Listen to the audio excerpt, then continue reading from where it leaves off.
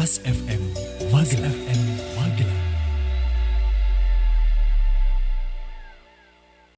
Assalamualaikum warahmatullahi wabarakatuh. 90.1 Fast FM Family Radio, warna baru untuk keluarga. Selamat pagi keluarga Fast.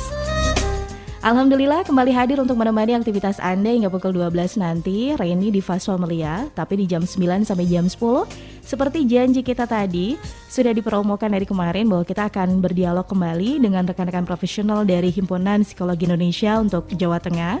Dan tema kita kali ini adalah menyongsong tahun ajaran baru dengan adaptasi kebiasaan baru. Nah, narasumber yang sudah hadir di studio kami adalah seorang dosen psikologi dari Universitas Muhammadiyah Magelang. Ada Bapak Amrul Haq, Magister Psikologi Psikolog. Kita sapa dulu. Selamat pagi, Assalamualaikum Pak Amrul. Selamat pagi Mbak Rini, Waalaikumsalam warahmatullahi wabarakatuh. Alhamdulillah kabar baik Bapak? Alhamdulillah, gimana Mbak Rini? Alhamdulillah, harus selalu baik. Oke. Iya, ini udah bertatapan langsung dengan seorang psikologi. Saya juga harus hati-hati sepertinya ya. Ini banyak nilai dan juga poin tersendiri ketika kita berbincang sama seorang psikolog. Satu, bisa sharing. Betul. Dua, juga bisa mendapatkan solusi.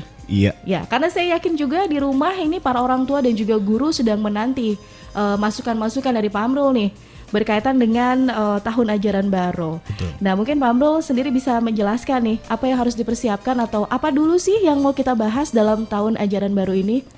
Baik, sebelum saya lebih jauh berbicara tentang adaptasi kebiasaan baru, khususnya di ranah pendidikan, Baik. Saya akan garis bawahi dulu yang pertama, terkadang kita membutuhkan sudut pandang baru, Mbak. Dalam memecahkan sebuah masalah. Jadi kenapa kita perlu mengikuti talk show seperti ini, webinar maupun seminar dan acara-acara semacamnya, agar pandangan dan pemikiran kita itu lebih luas. Itu akan berbeda jika kita memiliki masalah tapi cuma dipendam, diempat sendiri. Seperti itu. Iya. Jadi ada sudut pandang baru, Iya.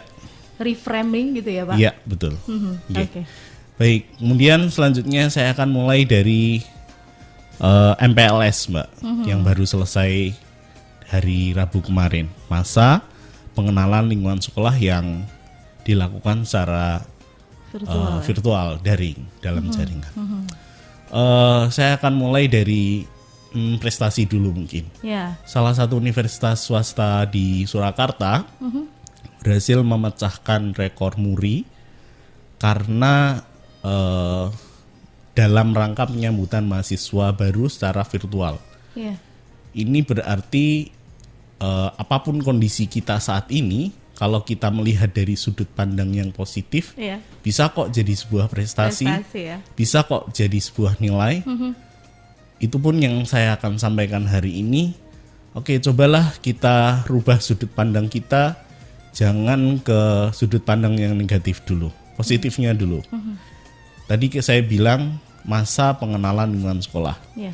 Oke, sudut positifnya atau hikmahnya mungkin tidak terjadi lagi kasus-kasus kekerasan. Yes, setuju saya. Seperti yang ada di media-media beberapa tahun yang lalu. Dengan model virtual seperti ini,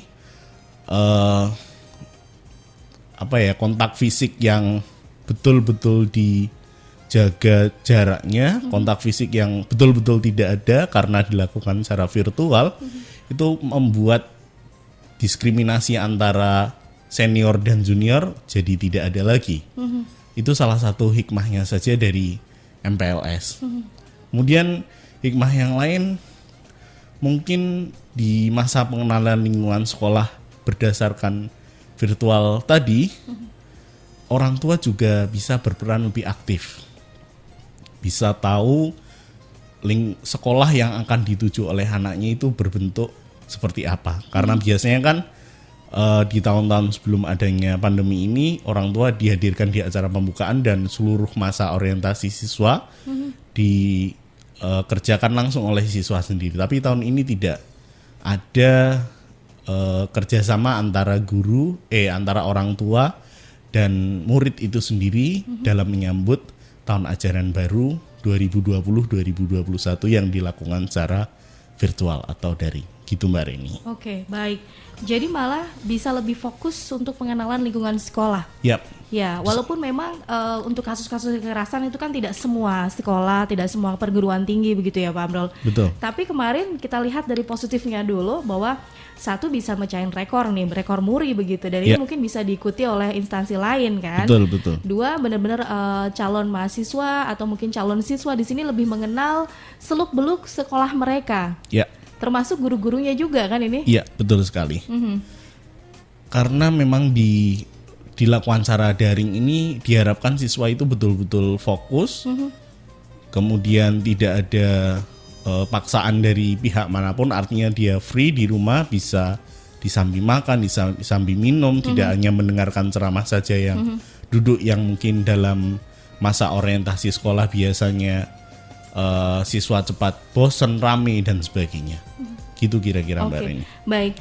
Dan menurut pengamatan Pak Amrul sendiri nih, dari kemarin setelah ada MPLS untuk Kabupaten Magelang sendiri atau di Jawa Tengah begitu, seperti apa ini Pak? Baik, dari beberapa guru yang saya tanya, teman saya yang jadi guru baik itu di SD, SMP maupun SMA, memang ceritanya masih banyak yang mengeluhkan bahwa ini tidak efektif lah, ini banyak kekurangan di sana sini lah.